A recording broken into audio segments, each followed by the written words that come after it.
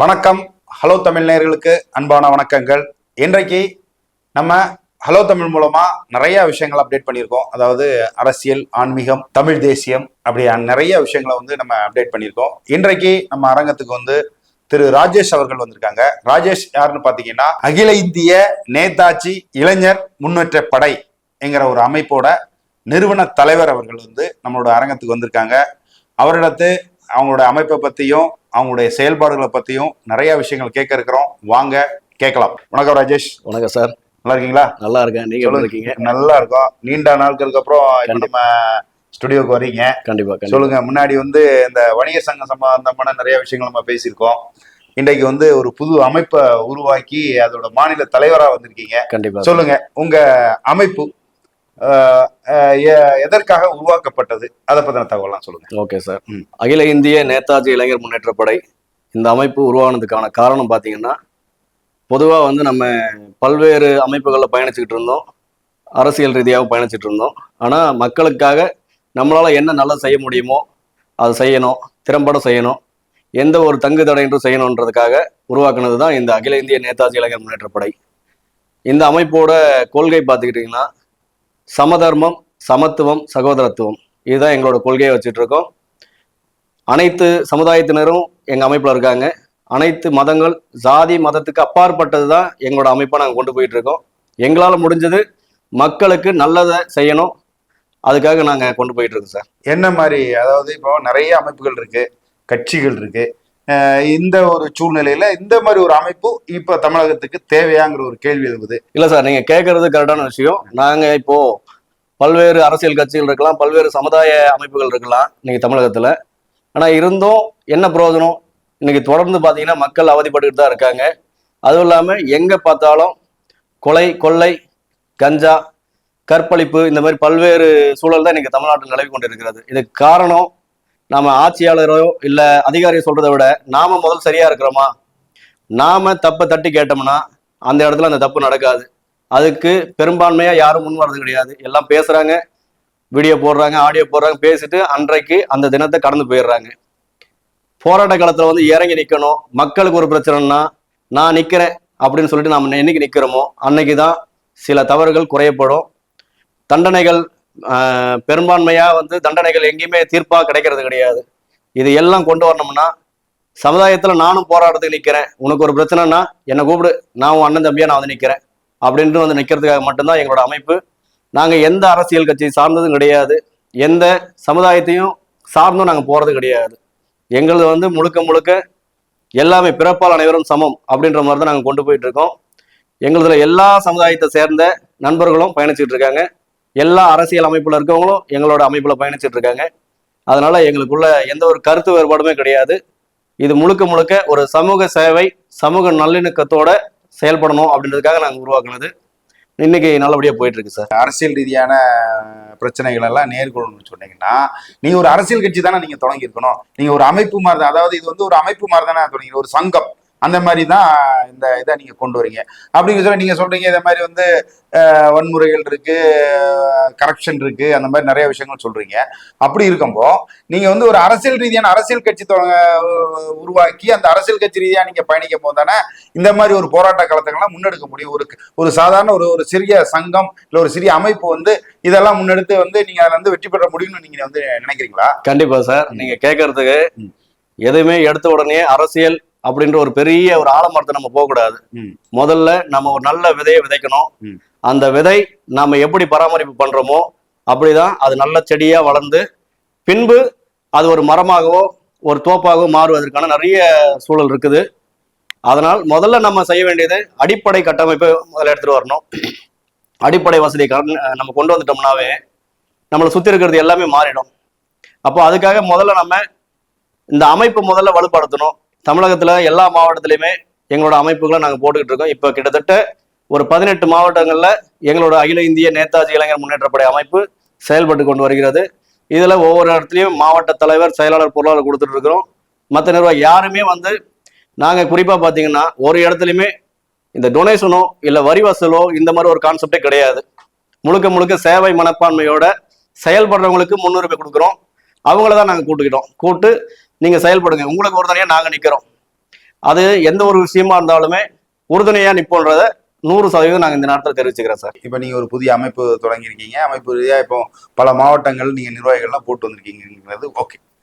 உங்க மேல அதாவது நீங்க வந்து முன்னாடி இப்ப நானே வந்து உங்களை வந்து பல நேர்காணல் பண்ணியிருக்கேன். அப்போல்லாம் வந்து வணிகர் சங்கத்துல மிக தீவிரமான பணியாற்றிட்டு இருந்தீங்க. ஐயா வெள்ளையன் அவர்களோட மிக நெருங்கிய தொடர்பு இருந்தீங்க நீங்க. அந்த மாதிரி அவங்களுடைய அந்த அமைப்பு சார்ந்து நிறைய விஷயங்கள் நம்மளே பல நேர்காணல்கள் பண்ணியிருக்கோம். இப்போ என்னன்னா நீங்க வந்து இந்த வணிகர் சங்கங்கள் அந்த சங்கத்துல இருக்கிற ஆளுங்களை தான் உங்க அமைப்புக்கு உள்ள கொண்டு வரதா மாதிரி ஒரு குற்றச்சாட்டும் பரவலாக வந்து இந்த சோசியல் மீடியாக்கள்லாம் பரவிட்டு இருக்கு. அதை பத்தி என்ன சொல்ல வரீங்க சார்?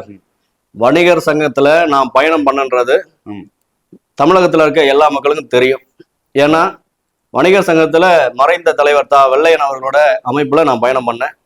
அவர்களோட அமைப்புல ஒரு முழுக்க முழு மூச்சா செயல்பட்டிருக்கேன். நானும் அதுல ஒரு அங்கமா இருந்தன்றது எனக்கு இன்ன வரைக்கும் பெருமை தான். அதுக்கப்புறம் தலைவரோட மறைவுக்கு பின்பு அமைப்போட செயல்பாடுகள் எனக்கு வந்து ஈடுபாடு கிடையாது பொதுவா. ஏன்னா ஒவ்வொருத்தரும் ஒவ்வொரு மாறி போய்கிட்டு இருக்காங்க.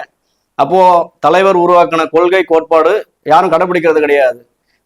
அப்போ நம்ம ஏன் அங்க இருக்கணும்? நமக்கு அது தேவை கிடையாது.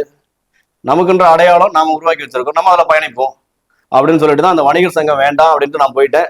இதை என்ன பண்றாங்க ஒரு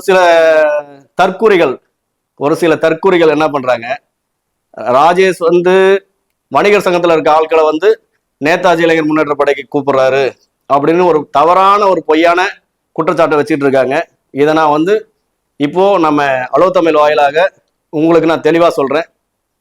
நாங்க வந்து முழுக்க வணிகர் சங்கம் சார்ந்தோ வணிகர் சங்க நிர்வாகியோ யாரையுமே எங்க அமைப்புக்கு நீங்க வாங்கன்னு வலுக்கட்டாயமா கூப்பிடுறது கிடையாது.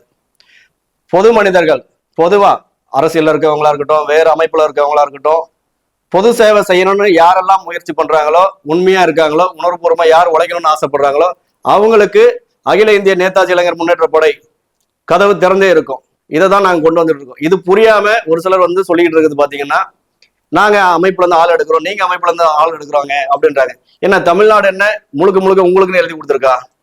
ஒண்ணுமே கிடையாது. தமிழ்நாடு அப்படின்னு எடுத்துக்கிட்டோம்னா எல்லாருமே அவங்களுக்கு தனியா உழைக்கிறதுக்கோ தனியா சிந்திக்கிறதுக்கோ சுயமரியாதை சுய கௌரவத்துடன் வாழ்வதற்காக மட்டும்தான் தமிழ்நாடு இருக்குது. இதை யாரும் மறக்க முடியாது. ஆனா இன்னைக்கு இருக்கிறவங்க அப்படி கிடையாது. இன்னைக்கு வணிகர் சங்கம் எடுத்தீங்கன்னா பல்வேறு உடஞ்சு போயிருக்கு. அது வேற, நம்ம அந்த டாபிக்கை நமக்கு தேவை கிடையாது. ஏன்னா நாங்க வணிகர் சங்கம் கிடையாது, எங்களுக்கும் வணிகர் சங்கத்துக்கு எந்த சம்பந்தமும் கிடையாது. இதே வணிகர் சங்கத்துல எடுத்துக்கிட்டீங்கன்னா தமிழ்நாடு அனைத்து வணிகர் சங்க பேரமைப்போட தலைவர் அண்ணன் குளத்தூர் ரவி இருக்காரு. அவரு கடந்த ஒரு 2-3 மாதங்களுக்கு முன்னாடி ஒரு ஆர்ப்பாட்டத்துக்கு எங்களை அழைப்பு விடுத்திருந்தாரு. அப்போ எங்களோட அகில இந்திய நேதாஜி இளைஞர் முன்னேற்ற படை சார்பில் தான் அழைப்பு கொடுத்தாங்க. அப்போ நாங்க போய் கலந்துக்கிறோம். ஏன்னா மக்கள் பிரச்சனைக்கு நாங்க ஒரு அமைப்பா இருக்கோம், அவங்க ஒரு அமைப்புல கூப்பிடுறாங்க, அப்படி போய் கலந்துக்கிறோம். இதுதான் எங்களுக்குள்ள இருக்கிற ஒரு நட்பு ரீதியான ஒரு உறவு. இதை புரிஞ்சுக்காதவங்க என்ன பண்ணிடுறாங்க, இல்ல இதுல இருந்து ஆள் எடுக்கிறாங்க அதுல இருந்து ஆள் எடுக்கிறாங்க அப்படின்றாங்க. என்னன்னு தெரியல, இவங்களுக்கு தமிழ்நாடு எழுதி கொடுத்துட்டாங்களா, இல்ல நீ ஒழுங்கா உங்களோட வேலையை செஞ்சா உங்ககிட்ட இருக்கிறவங்க ஏன் என்கிட்ட வரப்போறான்? என்ன சார் நான் சொல்றது? இப்போ நான் கரெக்டா நடந்துகிட்டாதான் என்ன நம்பி தமிழ்நாட்டுல இருக்கிற மற்ற மாவட்டத்துல இருக்க நிர்வாகிகளும் சேர்றாங்க. என் மேல நம்பிக்கை இருக்கு, அவர் பின்னாடி போனா அவர் நமக்கு பாத்துக்குவார், நல்லது பண்ணுவாரு அப்படின்ட்டு. நீ ஒழுங்கா நடந்துங்க, உங்களை விட்டுட்டு யார் வரப்போறாங்க? ஒண்ணுமே கிடையாது. இதுதான் சார் நான் சொல்றது. ஏன்னா இப்பவும் சொல்றேன், வணிகர் சங்கம் என்பது எங்களது கிடையாது. எங்களுக்கும் வணிகர் சங்கத்துக்கும் எந்த ஒரு சம்பந்தமும் கிடையாது. நாங்கள் முழுக்க பொது அமைப்பு, மக்கள் சேவை செய்வதற்காக மட்டுமே களத்தில் இறங்கி இருக்கிறோம். எங்களுக்கு சாதி மத வேறுபாடு கிடையாது என்பதை இந்த நேரத்தில் தெரிவித்துக்கிறேன் சார். அதாவது இந்த சோசியல் மீடியாவில் தொடர்ந்து சிலரோட அந்த பதிவுகளுக்கு ஒரு விளக்கம் நீங்க கொடுத்துருக்கீங்க. ஓகே, இப்போ எத்தனை மாவட்டங்கள்ல வந்து நீங்க வந்து அமைப்பு நிர்வாகிகள் போட்டிருக்கீங்க? கண்டிப்பா சார். எங்களுக்கு பாத்தீங்கன்னா இப்போ சென்னையில எடுத்துக்கிட்டீங்கன்னா திருவள்ளூர் மாவட்டம் இருக்கு, செங்கல்பட்டு மாவட்டம் இருக்கு, காஞ்சிபுரம் மாவட்டத்துல 3 மாவட்டத்துல போட்டிருக்கோம். அடுத்தது விழுப்புரம் மாவட்டம் பேசிட்டு இருக்கோம், அது ரெடி ஆயிடும். தென் மாவட்டங்கள் எடுத்துக்கிட்டீங்கன்னா சேலம் மாவட்டம் இருக்கு, ஈரோடு மாவட்டம், திருப்பூர், கோயம்புத்தூர், ஏற்காடுல பேசியிருக்கோம். ஏற்காடுல ஒட்டுக்க ஒரு 500 பேர் உறுப்பினர் வந்து ஒன்னா சேர்றாங்க. இப்போ இடையில தான் போய் பேசிட்டு வந்தோம், இந்த மாதிரி இருக்காங்க. அதுக்கப்புறம் திருச்சிலையும் இன்னைக்கு காலையில் ஒரு தம்பி பேசியிருக்காப்புல. திருச்சி மாவட்டத்திலையும் அத்தியாவசிய தேவை சாலை வசதி கிடையாது, குடிதண்ணீர் வசதி கிடையாது. ஒரு கிராமமே அழியக்கூடிய ஒரு சூழல் உருவாகிட்டு இருக்கு திருச்சியில் ஒரு ஊர். அப்போ இந்த மாதிரி அடிப்படை தேவைகள் எங்க இருக்குதோ அந்த இடத்துக்கு எங்களோட அகில இந்திய நேதாஜி இளைஞர் முன்னேற்ற படை போய் நிற்கும், கேள்வி கேட்போம். அது யாரா இருந்தாலுமே சரி, ஆளும் கட்சியாக இருக்கட்டும், எதிர்கட்சியாக இருக்கட்டும், யாரா இருந்தாலும் கேள்வி கேட்போம் என்பதை இந்த நேரத்தில் தெரிவித்துக் கொள்கிறேன். மீண்டும் இப்பொழுது தமிழகத்துல எங்களுக்கு மொத்தம் ஒரு 18 மாவட்டங்கள் எங்க அமைப்புல இருக்காங்க. கூடிய விரைவில் ஒரு எல்லா மாவட்டங்களையும் ஒருங்கிணைத்து எல்லா நிர்வாகத்தையும் போட்டு அதுக்கான வேலைகளை எங்களுடைய மாநில நிர்வாகிகள், உயர்மட்ட குழு உறுப்பினர்கள் இருக்காங்க, அவங்க பார்த்துக்கிட்டு இருக்காங்க.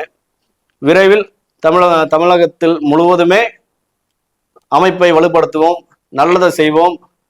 பொதுமக்களுக்காகவும் சாமானிய மக்களுக்காகவும் எங்களது குரல் ஒலித்து கொண்டே இருக்கும் என்பதை இந்த நேரத்தில் தெரிவிச்சுக்கிறேன் சார். இப்போ ராஜேஷ் அவர்கள் வந்து அது அவங்க அமைப்பை பற்றியும் நிறைய தகவலை வந்து பதிவு பண்ணியிருக்காங்க. அதாவது அவங்களோட அமைப்பு தொடங்கியதன் நோக்கம் மக்களுக்கு, அதாவது பாமர மக்களுக்கும் அனைத்து சௌகரியங்களும் கிடைக்கணுங்கிற ஒரு நோக்கத்தோட இந்த அமைப்பை செயல்படுத்தி கொண்டு வராங்க. கிட்டத்தட்ட 18 மாவட்டங்களில் வந்து அமைப்பை வலுப்படுத்தியிருக்கோன்னு சொல்கிறாங்க. இவங்களோட அமைப்பு தமிழகம் முழுவதும் பரவி அவங்கள பல மக்களுக்கு பல நன்மைகளை செய்யணுங்கிறது நம்ம வந்து அவங்கள வாழ்த்தி விடைபெறுகிறோம். தொடர்ந்து இன்னொரு அமைப்போட தலைவரை நம்ம சந்திக்க இருக்கிறோம். தொடர்ந்து ஹலோ தமிழுடன் இணைந்திருங்கள். நன்றி, வணக்கம்.